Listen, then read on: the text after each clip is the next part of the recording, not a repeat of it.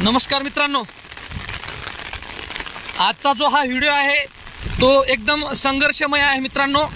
म्हणून व्हिडिओ सुरू करण्याआधी तुम्हाला एक विनंती करतो की हा व्हिडिओ नक्कीच शेवटपर्यंत बघा आणि आपल्या टोपानाक फार्मिंग या यूट्यूब चॅनलवरती जर तुम्ही नवीन असाल तर हा चॅनल नक्की सबस्क्राइब करा।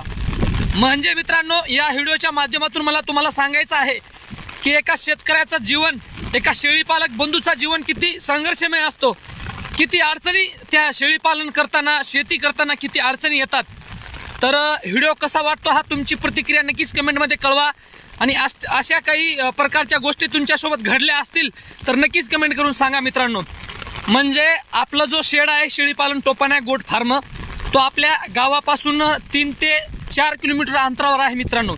म्हणजेच आपला जो फार्म आहे तो शेतामध्ये आहे आणि आता पाण्या पावसाचे दिवस मित्रांनो जवळ आले आहेत। म्हणून हे बघा, रोड पासून 1 किलोमीटर अंतर आहे मित्रांनो आपलं शेळीपालन फार्मचा। म्हणजे आपल्या शेडचा जो अंतर आहे तो रोड पासून 1 किलोमीटर अंतरावर आहे मित्रांनो। आणि आज काय झालं बघा, एक जवळच्या नातेवाईकचं लग्न होतं म्हणून आई लग्नासाठी गेलेली आहे आणि शेडवरती आता वडीलच आहे एकटे। आणि मित्रांनो आता वाजले 6, म्हणजे संध्याकाळचे 6 वाजलेत। तर लग्नासाठी आई गेल्यामुळे आता वडिलाला जी जेवणाची व्यवस्था आहे ती घरून करायची आहे मित्रांनो। म्हणजेच तसं तर मी दररोज शेडला 5 ते 6 चक्कर मारतो मित्रांनो। मी मोटरसायकल येते शेडवरती, पाणी जर नाही आला तेव्हा मोटरसायकल शेडवरती येते मित्रांनो। आता पाणी आला म्हणजेच 5-6 दिवस हा सुकणार नाही जो रान आहे। हे बघा खाली चिखल बघा मित्रांनो, माझ्या पायाला तुम्हाला दिसत आहे मित्रांनो, माझ्या पायाला चिखल बघून। म्हणजे जो हा रान आहे, जो हा आपला रस्ता आहे तो 5-6 दिवस वाळणार नाही। आणि आता मित्रांनो शक्यतो पावसात आपली गाडी जी आहे ती शेडवरती पण जाणार नाही। म्हणजे आपल्याला जो प्रवास आहे तो पायीच करावा लागणार आहे मित्रांनो। तर म्हणजे सांगायचं तात्पर्य म्हणजेच वडील शेडवरती आहे आणि वडिलासाठी बघा ही मी जेवणाची व्यवस्था, एक बॅटरी आहे आपली टॉर्च, म्हणजे रात्री लाईट पण येणार नाही आता पाण्यामुळं। तर ही बॅटरी आता मी मित्रांनो, हे बघा ही छोटीशी छत्री, फाटलेली छत्री आहे, ती छत्री घेऊन मित्रांनो पायी शेडवरती जात आहे। कारण की आई तिथं नसल्यामुळे आता जेवणाची व्यवस्था वडिलाची आपल्याला घरून करावं लागणार आहे मित्रांनो।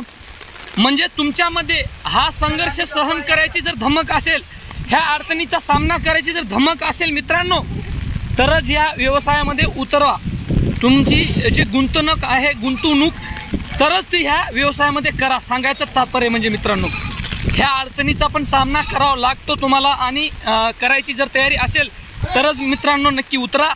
नाहीतर जर तुमची तयारी नसेल तुमची तर नक्कीच उतरू नका ह्या व्यवसायामध्ये मित्रांनो। लोकांना फक्त पैसा दिसतो, यशस्वीपणा दिसतो, पण त्यामागचा जो संघर्ष आहे तो लोकांना दिसत नाही। तोच संघर्ष दाखवण्याचा प्रयत्न मित्रांनो मी तुम्हाला करत आहे। तर शेडच्या जवळ आलो आहे मी मित्रांनो, म्हणजेच अर्धा किलोमीटर जवळ आलो आहे आणि अर्धा किलोमीटर आपला शेड अजून बाकी आहे मित्रांनो। तर मित्रांनो हे बघा, आता पाण्या पावसाचे दिवस आले आहेत। तुम्ही पण पावसाळ्यात शेडची, आपल्या प्राण्यांची, शेळ्यांची काळजी घ्या मित्रांनो। पावसाळ्यामध्ये ते आपले जे चित्रप आहे ते भिजणार नाही, म्हणजे भिजल्यामुळे त्यांना तापी वगैरे येऊ शकतात मित्रांनो, बिमार वगैरे पडू शकतात, म्हणून ती पण काळजी नक्कीच घ्या।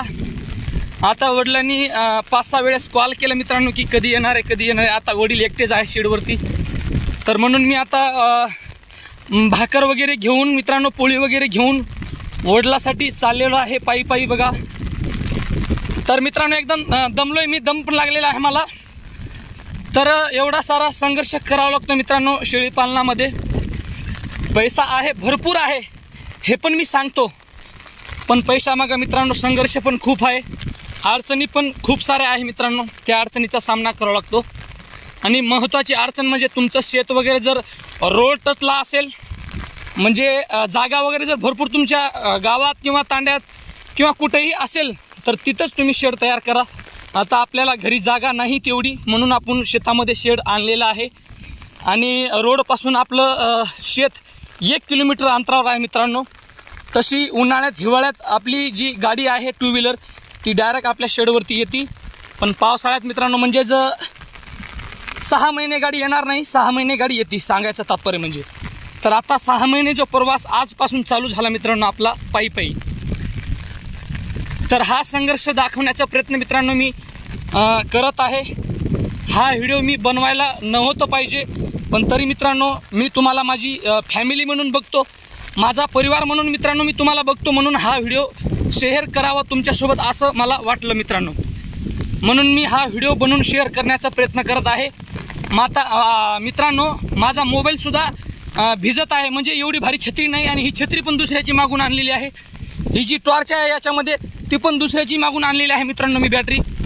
तर ह्या इथून दिसत आहे तुम्हाला, इथून गाडी नेत होतो मित्रांनो मी. हे बघा माझ्या गाडीच्या टायरची इथून निशाणी उमटलेली आहे. तर इथून मी गाडी नेत होतो मित्रांनो, आणि आपला शेड तुम्हाला दिसत आहे, झूम करून दाखवतो थोडं. तर पाणी चालूच आहे मित्रांनो. हे बघा तुम्हाला शेड दिसत आहे.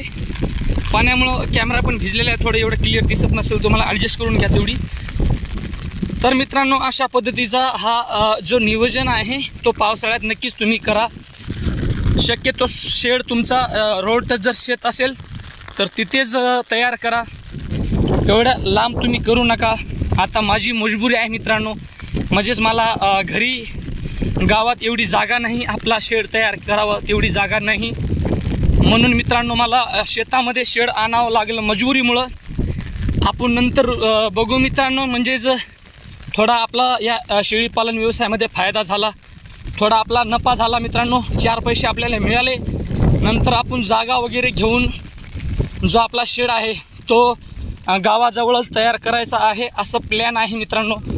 तर बघू, आपली ही सुरुवातच आहे मित्रांनो. तर एक एक अनुभव कसा येतो, काय या शेळीपालनामध्ये घडतो मित्रांनो, तर तुम्ही लोकांचं ऐकून तुम्हाला कोणतीही गोष्ट सांगत नाही. माझ्यासोबत जी जी गोष्ट मित्रांनो घडती ती गोष्ट मी तुमच्यासोबत शेअर करण्याचा प्रयत्न करत आहे.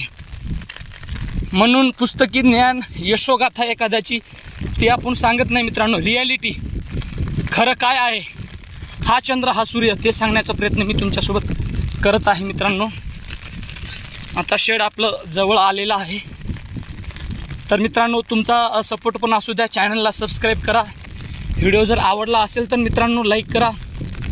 आता वडिला जवळ जाऊन मी ती बोलणार नाही, कारण की वडील थोडा व्हिडिओ वगैरेला इग्नोर करतात आपले, म्हणून मी आवाज पण थोडा कमी केलेला आहे, कारण की आपला शेड जो आहे तो जवळ आलेला आहे मित्रांनो. आणि पावसाळा नियोजन आपण थोडं केलं आहे, म्हणजेच अर्धा जो शेड आहे आपला तो शेततळ्याची ताडपत्री आणून आपण कवर केलेला आहे, आणि जो अर्धा आहे तो बाकी आहे तो पण आता कवर करायचा आहे मित्रांनो. तर ते पण व्हिडिओ मी तुम्हाला शेअर करणार आहे. म्हणून हर एक गोष्ट मी तुमच्यासोबत माझी फॅमिली, माझा परिवार म्हणून शेअर करतो मित्रांनो. म्हणून माझ्याशी जोडून राहा. माझा काय काय अनुभव आहे मी तुमच्यासोबत हर एक गोष्ट शेअर करणार आहे मित्रांनो. तर अशा पद्धतीचा संघर्ष या व्यवसायामध्ये आहे. पैसा पण भरपूर आहे, आणि ह्या गोष्टी पण खूप साऱ्या आहे मित्रांनो, जी दररोज एक एक गोष्ट नवीन घडतात, त्या गोष्टीचा पण सामना करावा लागतो. तर हे बघा आपलं फार्म जवळ आलेलं आहे. इथून पुढची जाळी करायची बाकी आहे मित्रांनो. ही जी जाळी आहे साईडची, त्या साईडची झालेली आहे, आता पुढची जाळी बाकी आहे. हे बघा इथं जाळी आहे, वडील बोलतात की मोबाईल बंद कर म्हणून. तर हे बघा मित्रांनो आपला फार्म, आपले प्राणीमध्ये बसलेले आहेत मित्रांनो निवांत, कोंबड्या वगैरे. तर मित्रांनो वडिलांना पोळ्या वगैरे देऊन, म्हणजेच जेवण वगैरे सगळं देऊन आता मी वापस चाललो आहे. तर ते हिंदीमध्ये एक म्हण आहे मित्रांनो कि किसी चीज़ को अगर आप पूरे दिल से पूरी शिद्दत से चाहो तो पूरी कायनात उसको आपको मिलाने में लग जाती है. म्हणजेच मित्रांनो कोणत्याही गोष्टीला तुम्ही जर खरंच मनापासून ती गोष्ट मिळवण्याचा प्रयत्न करत असाल तर सगळी काही जी सृष्टी आहे ती तुम्हाला साथ देते. म्हणजेच आपलं नशीब, वेळ वगैरे ती सगळी आपल्याला साथ देते, असं त्या हिंदी म्हणचा अर्थ माझ्या शब्दामध्ये समजून सांगण्याचा प्रयत्न करत आहे मित्रांनो. म्हणून मेहनत करत असताना